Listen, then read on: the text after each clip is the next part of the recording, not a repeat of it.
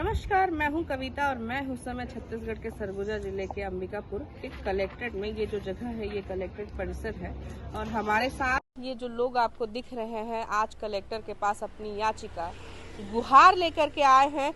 दरअसल 2016 से 2024 तक मानिए 8 सालों तक ये सिर्फ अपने मुआवजे के लिए दर दर भटकने को मजबूर हो गए हैं और भटकते भटकते आज सरगुजा कलेक्टर के पास फिर से ये आए हैं।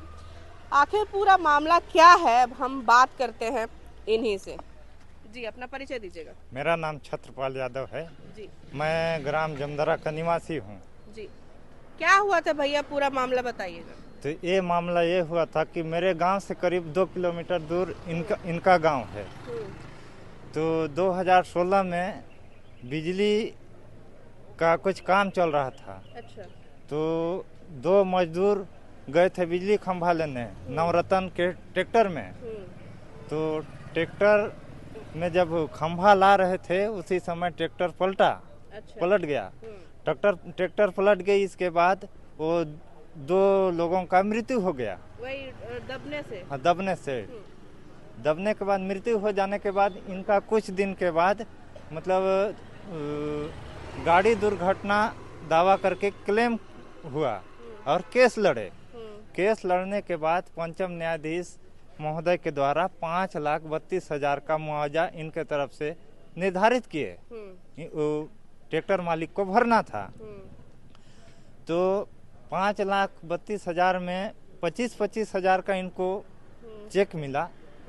बाकी जो रकम बचा उसके लिए न्यायाधीश महोदय के द्वारा कलेक्टर महोदय को आदेशित किए कि जो ट्रैक्टर मालिक है उसका संपत्ति को कुर्की जब्ती करके पीड़िता लोगों का पैसा वसूली करके उनको दिलाया जाए। जी जी।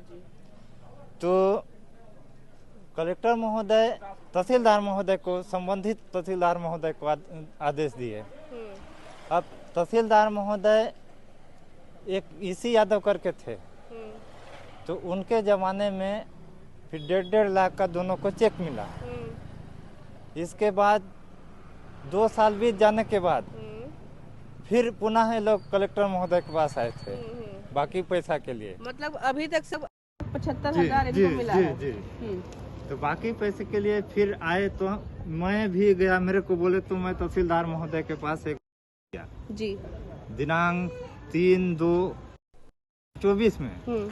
उस दिन तहसीलदार महोदय के द्वारा बोला गया कि मैं 5 तारीख को 5/3/2024 को आप लोगों का जमीन पैसे को जो संबंधित व्यक्ति है ट्रैक्टर मालिक उसका जमीन को बेच के आप लोगों का पैसा दिलवाऊंगा।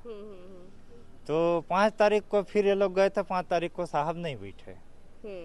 इसके बाद फिर पुनः ये लोग वहाँ गए तो तहसीलदार महोदय के द्वारा शायद यह बोल दिया गया कि भाई आप लोगों को पैसा हम क्या चीज का दिलवाएंगे, आप लोग तो राजी बाजी हो गए हो।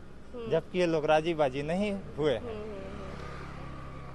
मेरे को जी ऐसा उनका कहना जी, था। जी। अच्छा, तो आप अभी सरगुजा कलेक्टर के पास आए हैं, अभी आपकी क्या बातचीत हुई? मेरा बातचीत यह हुआ कि ये लोग बोले कि भाई हम लोग राजी बाजी नहीं हुए हैं। हम लोग को अभी लड़के लोगों का एडमिशन का समय है और खेती बाड़ी का समय है। इनके पास इनके पति के अलावा दूसरा कोई कमाने वाला है नहीं। तो अभी लड़कों का एडमिशन का समय है, इनको पैसा रुपया का आवश्यकता है। तो लोग बोले कि नहीं, हम लोग को पैसा नहीं मिल रहा है, थोड़ा सा हम लोग को साथ दीजिए।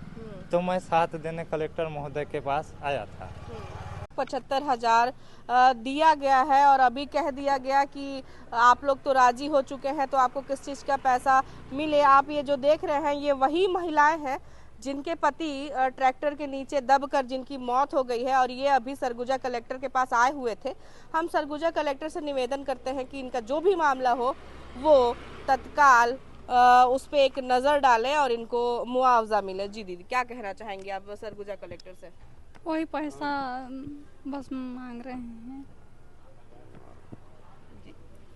हमन कलेक्टर के पास मुआवजा हमला देवाए कहत हन। हमन दे पढ़ाई कैसे पढ़ाई लिखाई हम तो कमिया धमिया लगे कस कर दही।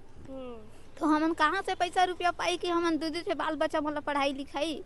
हमन पढ़ाई लिखाई की हमन खेती बाड़ी करी कि हमन का करी, हमन जीना नहीं चाहती कस नहीं करी तो पैसा रही ना हमन कहाँ से चल पाबो। तो आप देख रहे हैं कि इनका कहना है कि पैसे के वजह से इनको बहुत समस्या हो रही है, अपने बच्चों को पढ़ाने में लिखाने में इनको पैसे की आवश्यकता है। तो इस चीज़ को, ये जो केस है, इनको सरगुजा कलेक्टर से निवेदन है कि जल्दी से जल्दी इसका निराकरण करें। मैं कविता कुशवाहा, बिगुल 24 छत्तीसगढ़।